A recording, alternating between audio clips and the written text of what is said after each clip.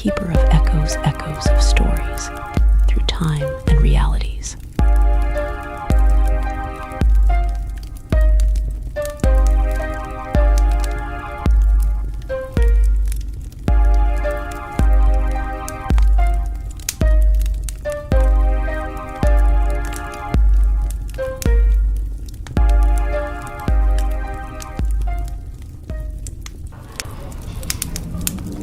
Night Travelers is a very special tale for a very special holiday.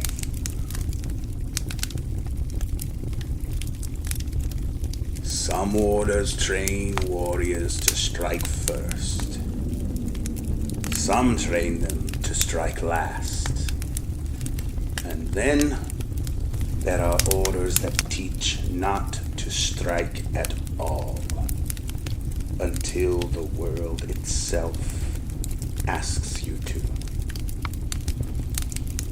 Tonight's echo comes from a city that smells like rain on concrete, where neon signs flicker beside shrine lanterns, and where monsters walk openly enough that no one bothers pointing anymore. This is the story of a young ninja named Macc. The city didn't have a name anyone agreed on. Humans built it tall. The long-eared folk, slender, sharp-eyed, too patient for traffic, built it precise.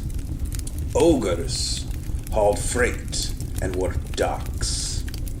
The Fae, the Fae were the reason no one stayed out too late without a charm in their pocket.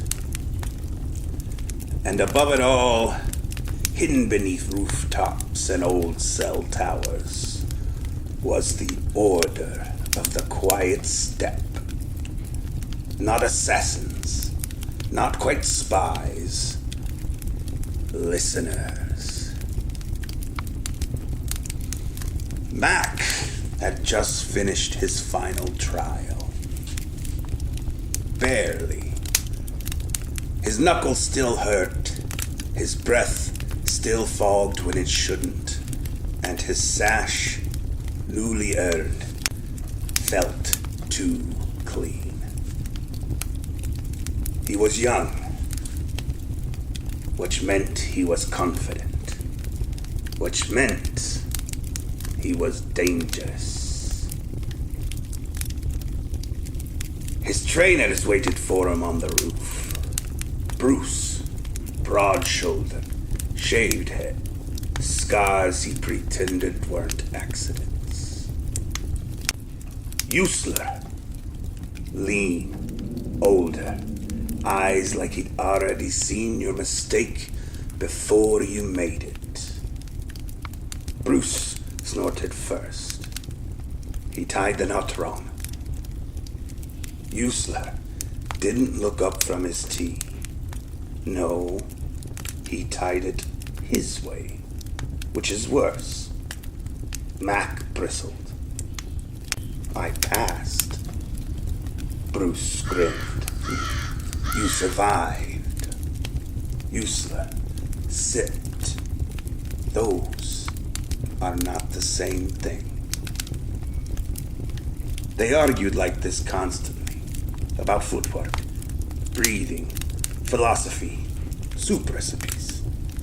And every argument ended the same way, with both of them quietly adjusting Macc's stance when they thought he wasn't looking.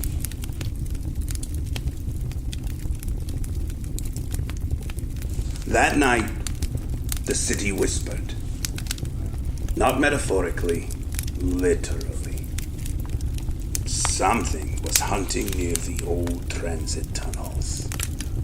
Something Fae adjacent, half seen, half remembered.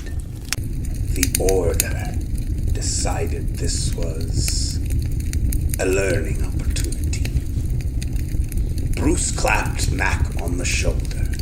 "You're up." Macc's heart leapt. Usler added calmly, "Alone." Macc froze. "Alone?" Bruce shrugged. "If you mess it up, we'll stop you." Usler finally met Macc's eyes. "If you succeed, you won't need us to."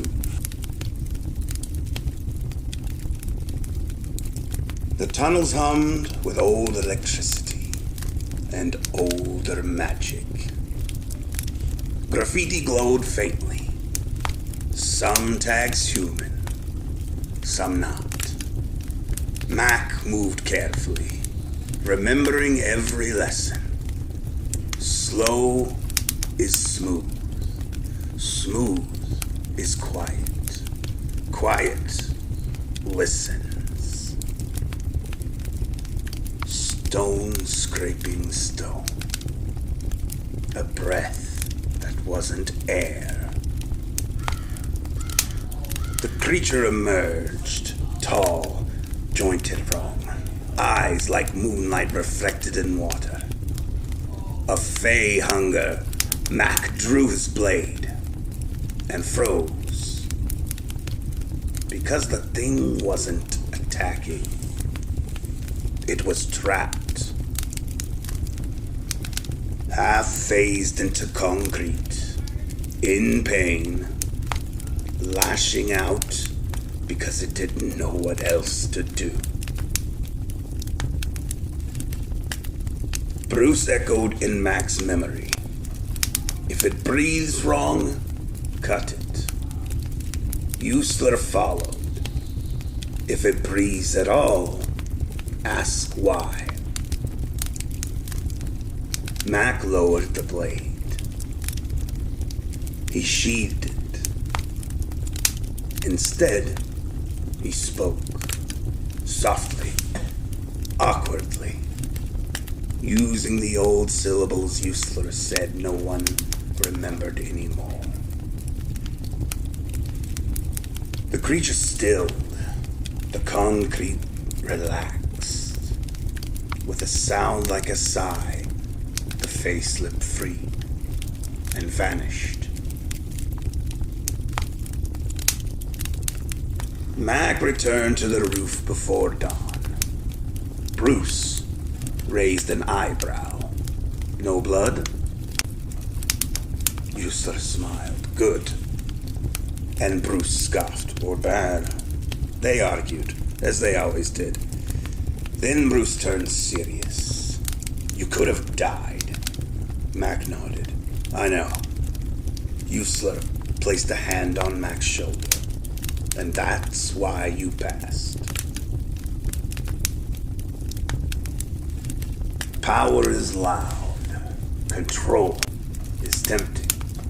But wisdom listens. Macc would go on to be many things. Guardian, shadow, rumor.